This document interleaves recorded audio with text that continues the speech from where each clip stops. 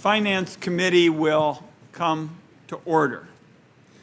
The Finance Committee meets today to discuss the nomination of Sylvia Burwell to be the Secretary of the Department of Health and Human Services.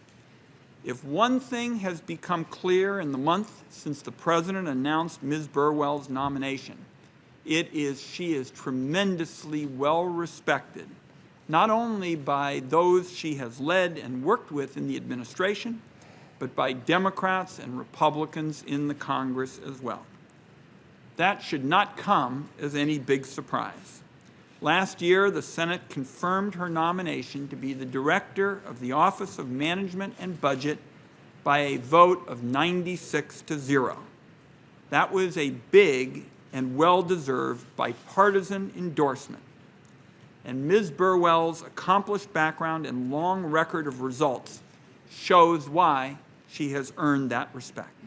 She's a graduate of Harvard and Oxford, where she was a Rhodes Scholar.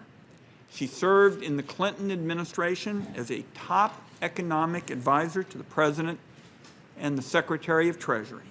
And she has years of experience in the nonprofit sector. First, as Chief Operating Officer and then President of Global Development at the Gates Foundation, she led efforts to address some of the most pressing global health challenges of our times. As the head of the Walmart Foundation, she was a tireless advocate for the veterans hiring programs, and she was a leader in the fight against hunger in our communities. Ms. Burwell has also been a steady hand and an effective communicative leader at the Office of Management and Budget. She helped navigate the difficulties of the government shutdown last fall. And in the year that she served as director, the federal deficit has continued to plummet.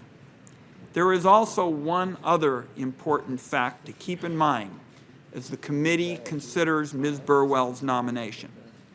That is, you simply cannot lead this generation's Office of Management and Budget without being thoroughly steeped in healthcare. Healthcare is simply the biggest structural challenge in the budget and an essential part of the job.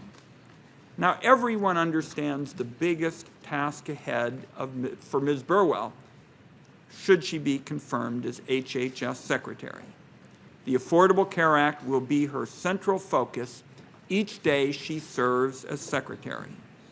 My view is there are plenty of ways both parties can work together to improve the law and ensure America doesn't go back to the days when health care was just for the healthy and the wealthy. Now, there's also a great deal of promising news about Medicare for Ms. Burwell to build on as Secretary. For example, Medicare's rate of spending growth is slowing. According to the latest data, spending went up by only 1.9% over a 2-year period. That is slower than the overall economy, and it is far behind the historic pace. The cause of lower premiums and a stronger, more secure future for Medicare is significantly boosted by these developments. With the bipartisan support of members of this committee, there have been big improvements in Medicare transparency. As the country's largest single purchaser of health care, Medicare has got to lead the way in making sure that all consumers and taxpayers have the information they need to get the best value for their dollar. We look forward to working with you once you're confirmed to continue that effort, Ms. Burwell.